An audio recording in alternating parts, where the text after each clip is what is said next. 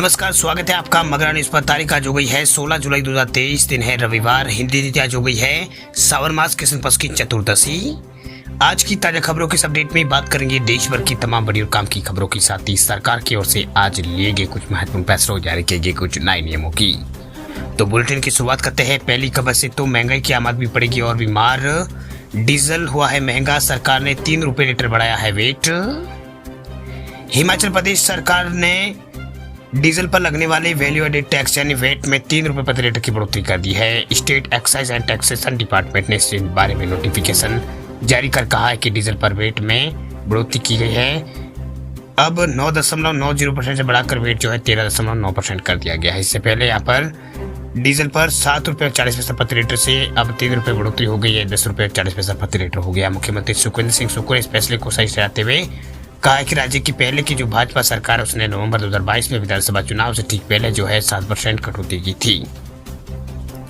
ऐसे में राज्य सरकार को वित्तीय संसाधन जुटाने के लिए ऐसा करना जरूरी हो गया था। उन्होंने कहा है कि भारी बारिश के कारण हिमाचल प्रदेश को भारी नुकसान उठाना पड़ा है, लिहाजा राज्य को संसाधनों की जरूरत है। उन्होंने कहा है कि सड़कों, जलापूर्ति व्यवस्था और बिजली की अस्थायी रूप से बहाली जो है कर दी गई है, लेकिन क्षतिग्रस्त बुनियादी ढांचे को पूरी तरह से बहाल करने में लगभग 1 साल लगेगा। बात अब करते हैं अगली खबर की। तो आम आदमी के लिए राहत की खबर देखिए। थोक महंगाई 8 साल के नीचे स्तर पर आई। महंगाई से परेशान आम आदमी के लिए थोड़ी राहत भरी खबर निकल के सामने आ रही। दरअसल कॉमर्स मिनिस्ट्री द्वारा जारी आंकड़ों के मुताबिक जून महीने के अंदर थोक महंगाई जो है 8 साल के नीचे स्तर पर पहुंच गई है। वही जून महीने में थोक महंगाई दर के आंकड़ों में 8 साल का रिकॉर्ड तोड़ दिया है और ये अक्टूबर 2015 के बाद सबसे नीचे स्तर पर आ गई है।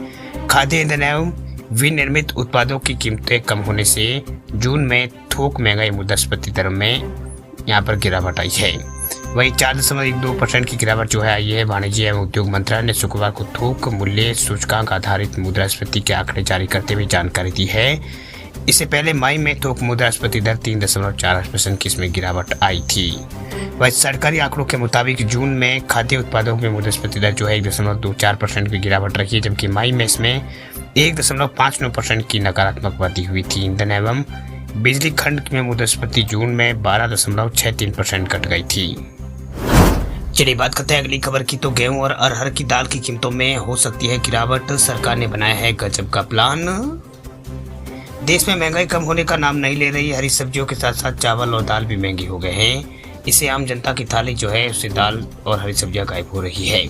वही कुछ एक्सपर्ट्स का कहना है कि आने वाले महीनों में महंगाई से राहत मिलने की उम्मीद नहीं है। हो सकता है कि खाने पीने की चीजें और महंगी हो जाए, लेकिन देश में एक और ऐसा राज्य है जहां पर जनता को महंगाई दर से राहत मिलने की उम्मीद बढ़ गई है। इसके लिए राज्य सरकार ने शानदार प्लान बनाया है ताकि आम जनता को सस्ती दरों पर खाने पीने की चीज मिल सके। दरअसल बात यूँ है कि द इकोनॉमिक्स टाइम्स की रिपोर्ट के मुताबिक तमिलनाडु सरकार ने अपने राज्य में ये बेहतरीन प्लान पर तमिलनाडु सरकार काम कर रही है। वही केंद्र सरकार हर महीने गेहूं और अरहर के स्टॉक को लेकर जनता को कम रेट पर देगी।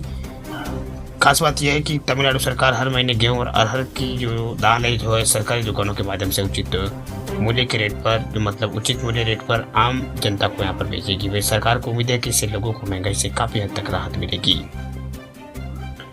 दरअसल देश में रिटेल महंगाई काफी बढ़ गई है और चावल की जो कीमत है उसमें इजाफा हुआ है। सबसे ज्यादा अरहर की दाल महंगी हो गई है। वह दिल्ली सहित कई राज्यों में 1 किलो अरहर की दाल की कीमत 150 रुपये से लेकर 160 रुपये हो गई है। टमाटर के साथ साथ हरी सब्जियां महंगी हो गई। टमाटर 250 रुपये तो हरी मिर्ची 200 रुपये किलो अभी बिक रही है।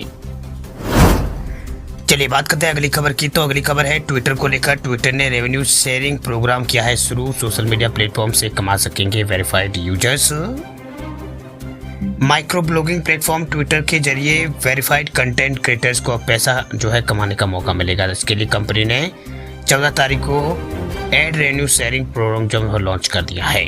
वह इस प्रोग्राम के तहत क्रिएटर्स उनके ट्वीट का रिप्लाई में दिखाए जाने वाले विज्ञापनों के लिए पेमेंट जो है उसमें यहाँ पर उसको पेमेंट दिया जाएगा। वही कंपनी के मालिक एलोन मस्क ने हाल ही में बताया कि कंपनी क्रिएटर्स को फर्स्ट ब्लॉक में टोटल $5 मिलियन लगभग 41 करोड़ रुपए का पेमेंट करेगी।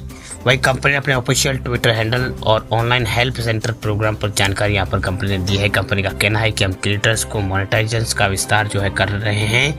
इसमें क्रिएटर्स के लिए एड रेवेन्यू शेयरिंग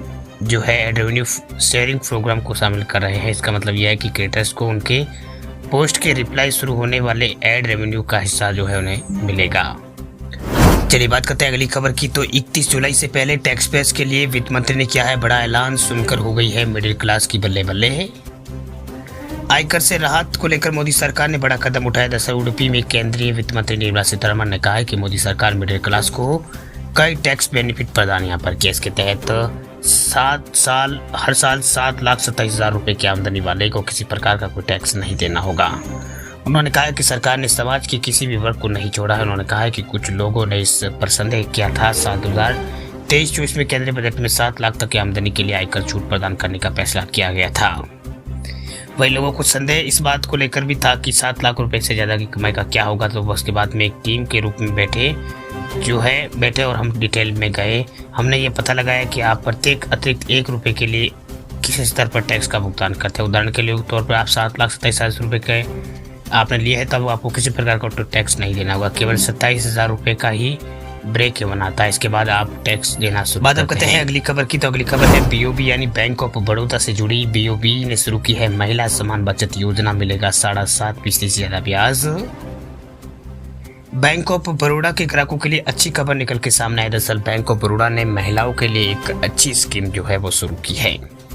दरअसल बात यह है कि बैंक ऑफ बड़ौदा महिला सम्मान योजना जो है इसकी घोषणा की है पोस्ट ऑफिस के साथ। केनरा बैंक और बैंक ऑफ बड़ौदा के बाद अब यहाँ पर बैंक ऑफ इंडिया के बाद बैंक ऑफ बड़ौदा इसको घोषणा करने वाला तीसरा बैंक बन गया। बता दें आपको कि केंद्रीय वित्त मंत्री निर्मला सीतारमण द्वारा 2024-22-23 का जो बजट है उसमें यहाँ पर भाषण में महिलाओं और लड़कियों के लिए एक छोटी बचत योजना के तौर पर महिला समान बचत प्रमाण पत्र की घोषणा यहाँ पर की थी।